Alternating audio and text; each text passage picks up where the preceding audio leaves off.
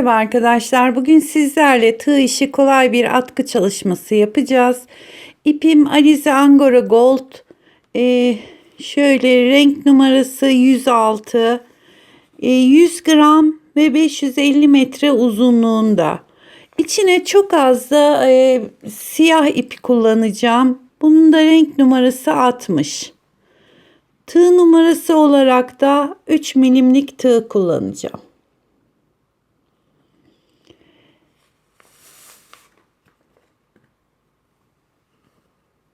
Şimdi atkı çalışmamıza 68 tane zincir çekerek başlıyoruz.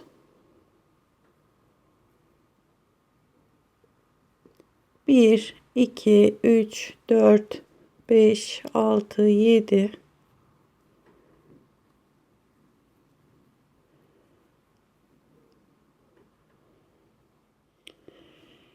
Şimdi 68 tane zincirimi çektim. Böyle çok sık olmayan bir zincir çekelim ki çünkü buralara şimdi trabzanlar yapacağız. Daha sonra 1, 2, 3, 4 tane daha zincir çekiyorum. Tığımı doladım. 4 zincirin hemen buradaki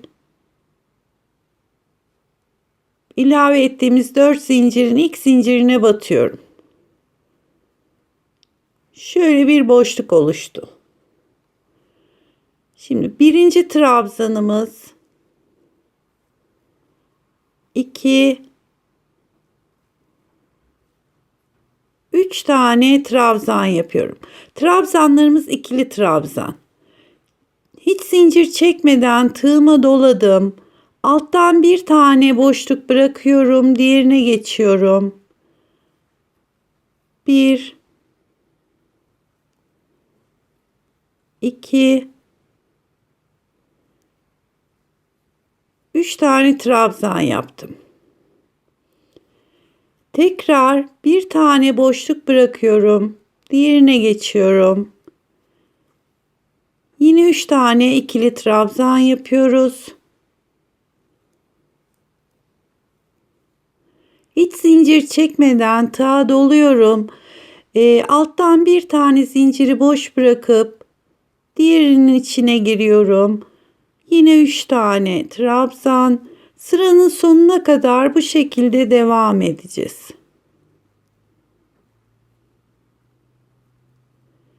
Tığıma doluyorum. Alttan bir tane zinciri boş bırakıyorum. Diğer zincire geçiyorum.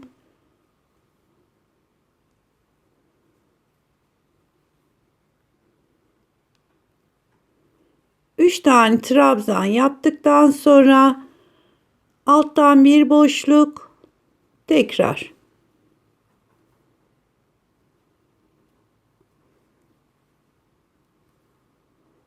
Aralarda hiç zincir yok arkadaşlar. Sadece altta birer tane zincir atlayarak yapıyoruz.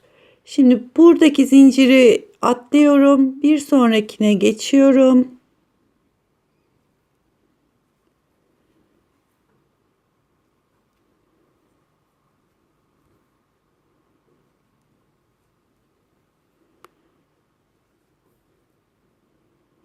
Bu şekilde sıranın sonuna kadar devam ediyoruz.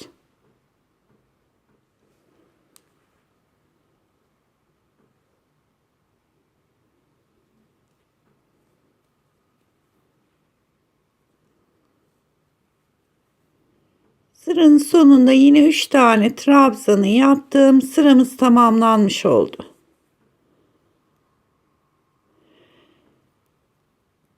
Şimdi şu ilk kenarda bir tane boşluğumuz var. Daha sonra üçerli böyle trabzanlar yaptık. Bu üçerli trabzandan 17 tane var benimkinde. Ama bunu ister daha böyle dar bir atkı, daha geniş şal gibi daha da büyüterek de yapabilirsiniz. Şimdi sıranın sonunda trabzanla tamamladık. 1, 2, 3 zincir çekiyorum. Geri dönüyorum. 3 trabzanın arasındaki boşluğa giriyorum. Yine buraya 3 tane trabzan yapıyorum.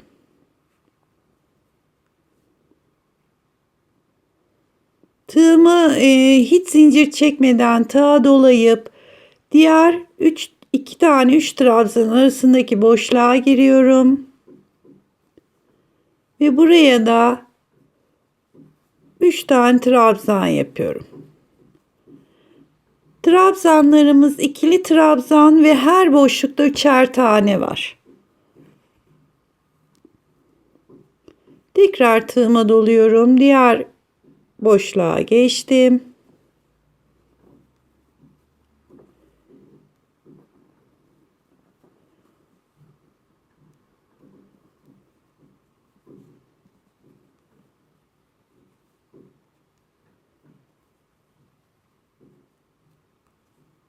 Hiç zincir çekmeden bir sonraki boşluğa geçiyorum.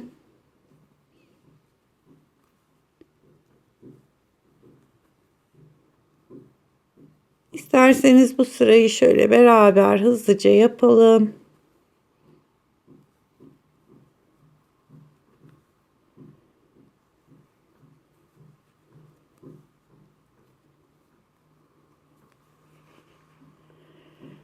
Modelimiz çok kolay arkadaşlar. Sadece trabzan yapmasını bilen arkadaşların rahatlıkla yapacağı bir model. 3 tane trabzanı yaptım. Hiç zincir çekmeden diğer boşluğa.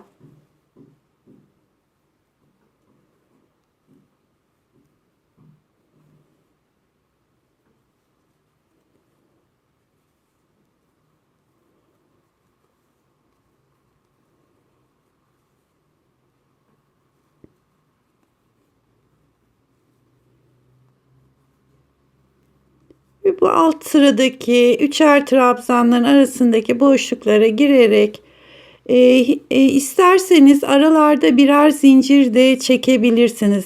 Mesela koton iple yapıyorsanız daha yumuşak olsun diye birer zincir çekerek de yapabilirsiniz.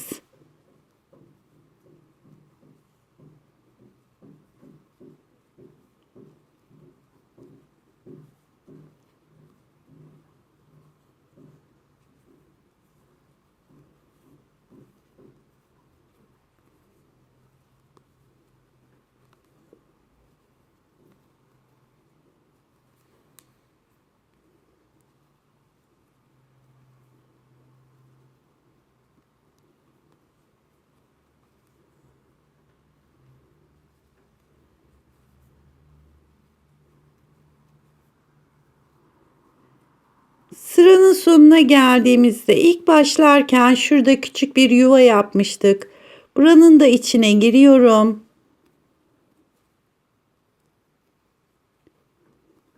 Ve sırayı tamamlamış oluyoruz.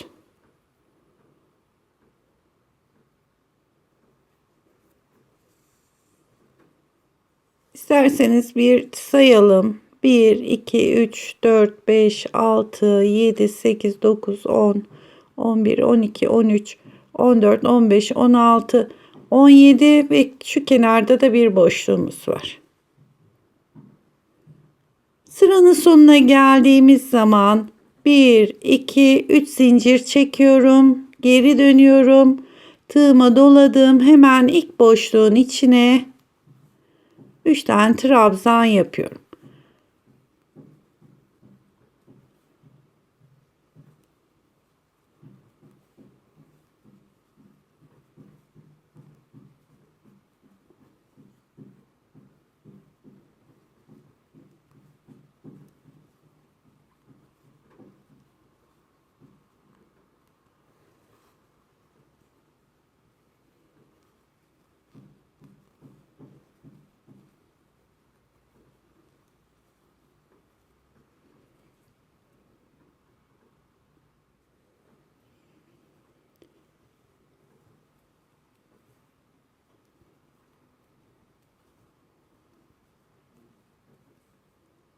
Sıranın sonunda 3 tane trabzanı yaptıktan sonra 1, 2, 3 zincir çekip geri dönüyorum. Ve modelimiz bu şekilde devam ediyor. Şimdi kırmızı rengimizle bir müddet bu şekilde dolgularımızı yaparak örelim.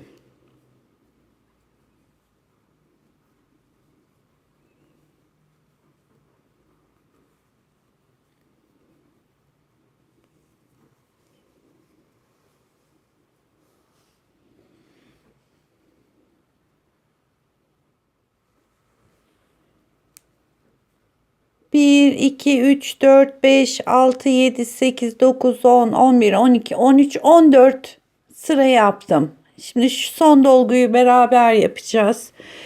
Ama bu arada ben bir de size santim vermek istiyorum. Belki farklı farklı iplerle yapabilirsiniz.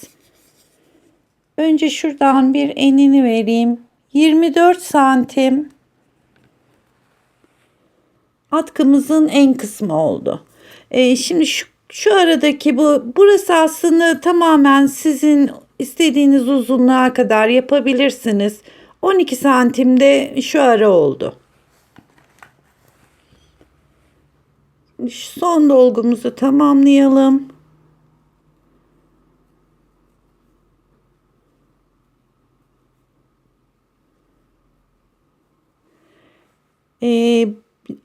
Bundan sonraki sıra bir sıra siyah iple gideceğiz. Aslında burada direkt siyaha da geçiş yapabiliriz ama ben kenarına oya yapmayacağım için şu kenarlar muntazam olsun istiyorum. Bir tane zincir çektim.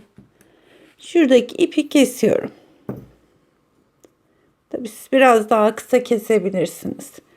Şimdi buradaki ipimizi örgünün içine saklıyorum. Yani şuralardan yürütüyorum.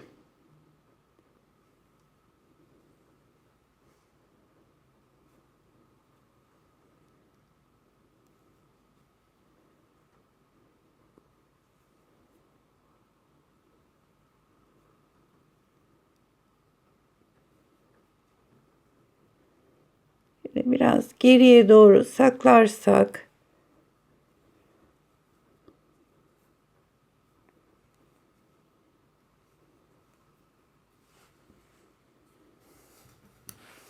ve bakın fazlalığını hemen kesiyorum.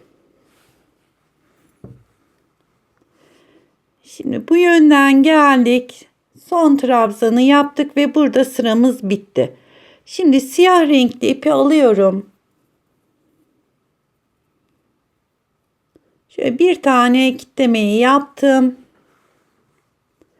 Kaldığımız noktada son trabzanın tepe noktasına giriyorum. Buradan ilmeği aldım. Bir tane kitleme yapıyorum. Bakın şu ipimizi şöyle diğer ipin üstünden atlattım. 1. Tekrar geçiriyorum. 2. Tekrar şöyle çeviriyorum. 3. 3 tane zincir yaptık ve örgümün arka tarafına geçiyorum.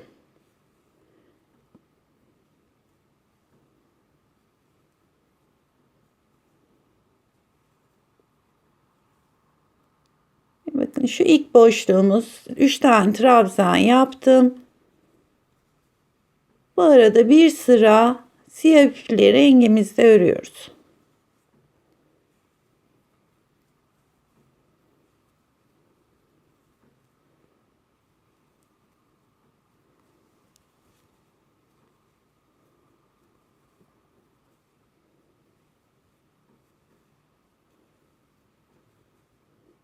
Sıramızı tamamlayacağız. Ama bu arada şuradaki ipimizde yine örgümüzün şöyle trabzanların tepe noktasından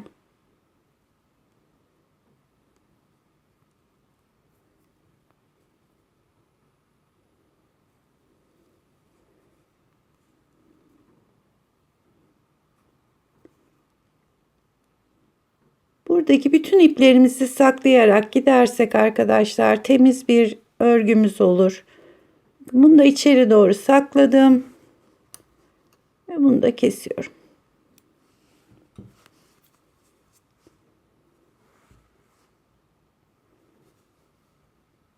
Ve şöyle şimdi sıramızı tamamlayalım.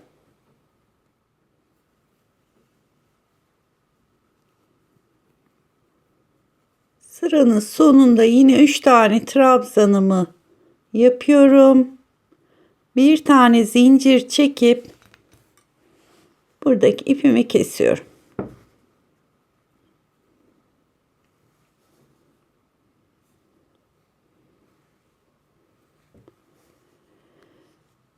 Şimdi buradaki ipi yine saklayacağız. Eğer tığla zorlanıyorsanız arkadaşlar şöyle herhangi bir iğneyi geçirip iğne ile de son derece rahat oluyor. Şu trabzanların tepe noktalarından girerek böyle yürütebildiğim kadar ipimi yürütüyorum.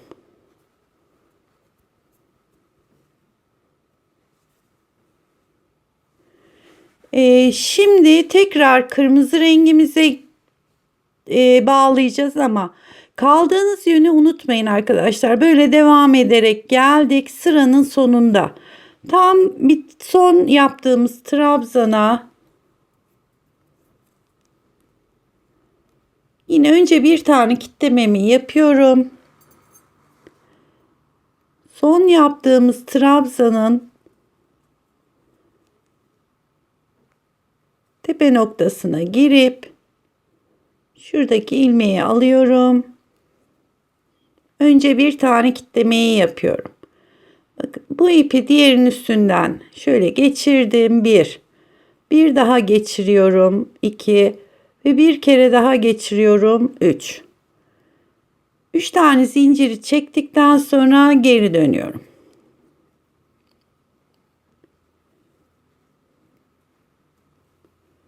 Ve trabzanlarımı yapmaya devam ediyorum.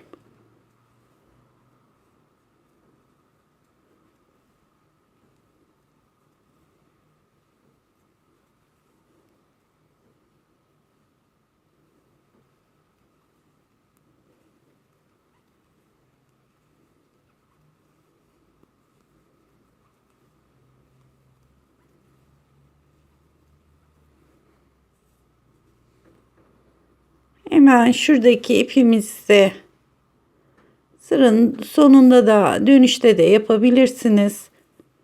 Ama şöyle geçirip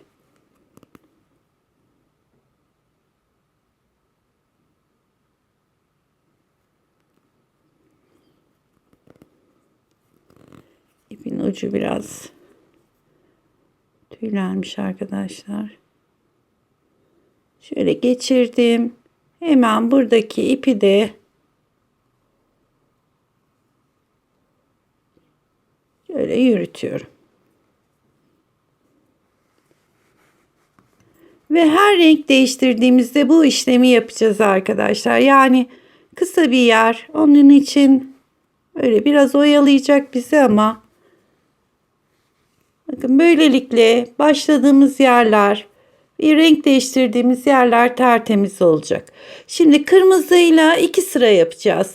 Bu sıramızı tamamlayalım ve tekrar buradaki başa gelelim.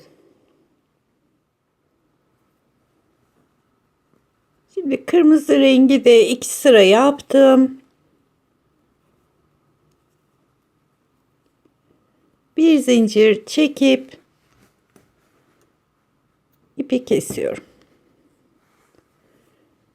Dediğim gibi ister tığınızla şöyle arkaya doğru saklayın.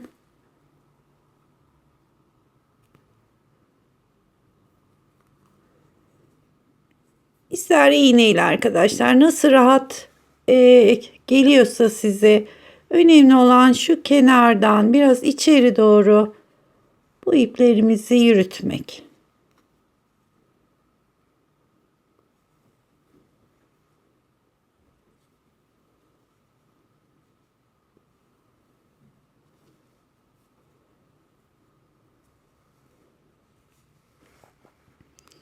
Şimdi yeni ipimizi yine kaldığımız noktadan bağlayacağız. Önce ipe bir kitleme yapıyorum. Daha sonra son yaptığımız trabzanın tepe noktasına giriyorum. İpi geçiriyorum. Tekrar burada bir kitleme yapıyorum Ve buradaki ipi diğer ipin üstünden şöyle atlatıyorum. 1. Tekrar geçiriyorum. 2. Bir kere daha şöyle geçiriyorum. 3. 3 tane zinciri çekiyorum ve modelime devam ediyorum. Şimdi 2 sırada siyahı rengimizde yapacağım.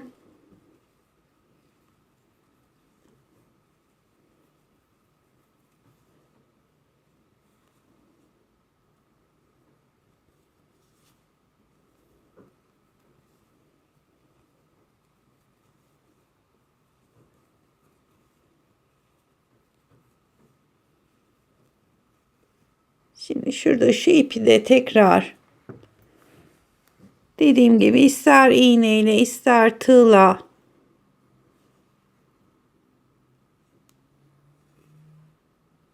şuradaki trabzanların tepe noktalarından geçiyorum.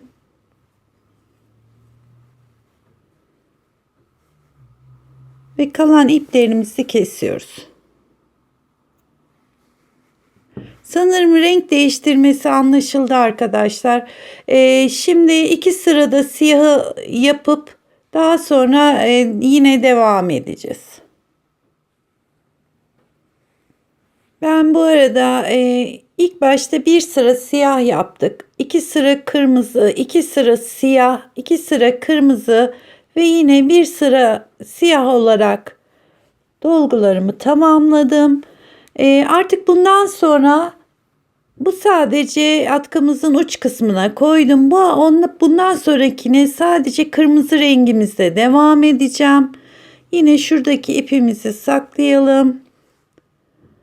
Bu da son, artık diğer atkının diğer ucuna kadar, diğer tarafta da aynı işlemi yapacağız arkadaşlar. Yani atkının boyunu ne kadar istiyorsanız, kaç santim istiyorsanız. Bazı gençler çok uzun istiyor, bazısı daha kısa istiyor. Şimdi şurada 1 santim vereceğim ip sakladıktan sonra atkımızın bitmesine diyelim ki 1,80 santim boyunda bir atkı yapacağız. Bitmesine şöyle 19-20 santim kala tekrar bu renkleri koyarak 14 sıra kırmızıyla da bitecek. İp bağlaması da anlaşıldı galiba arkadaşlar. Yani önce hangi renge geçiyorsak şöyle ipi bir kilitliyorum. Ve kaldığımız yeri, yani en son yaptığımız trabzanın tepe noktasına giriyorum. Şöyle bir zincirle kilitledim. Tekrar 3 tane zincirle yukarı çıkıyorum ve her seferinde de şu ipimizi şöyle etrafında doluyorum ve dolgularıma devam ediyorum. Dediğim gibi bundan sonra sadece ara kısmını kırmızı rengimle yapacağım. Şöyle göstereyim. Sadece şu iple şu ipimizin kesmesi kaldı. Bakın kenarlarımızda hiçbirinde şöyle göstereyim. Yani son derece muntazam olarak yaptık renk değiştirmesini. Dilerseniz arkadaşlar hiç çizgi de koymadan sadece tek renk olarak da örebilirsiniz. Şimdi bu şekilde devam edelim. Atkımızın bitmiş hali de şöyle oldu arkadaşlar. Şuradan başladık, devam ettik. Dediğim gibi ben sadece uç kısımlarını koydum. Daha sonra şu ara kısmını sadece kırmızıyla ördüm. Ve bitirirken de yine diğer tarafta yaptığımız şekilde yaptım. Ve atkımızı tamamladım. Şimdi burada ölçerek vermek biraz zor oldu arkadaşlar. Şöyle bir şemasını çizdim. Enini 24 santim olarak başlamıştık. Boyunu da 2 metre olana kadar yaptım. Yani bu atkının uzunluğunu istediğiniz ebatta yapabilirsiniz. Hatta buradaki eni daha da 2 katına çıkıp şal gibi de yapabilirsiniz. Evet, bitmiş halde böyle. Bakın ben bir de siyahını başladım. Bunda da tam tersini yaptım. Yani siyah araya kırmızı rengi koydum. Henüz bunu örüyorum, devam ediyor.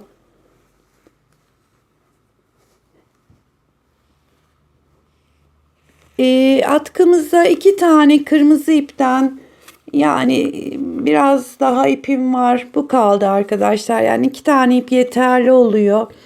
Hem kolay hem de zevkle yapılabilecek. Yani tığ işini biraz bilen arkadaşlarımızın rahatlıkla yapabileceği bir model oldu. Yapacak arkadaşlara kolay gelsin.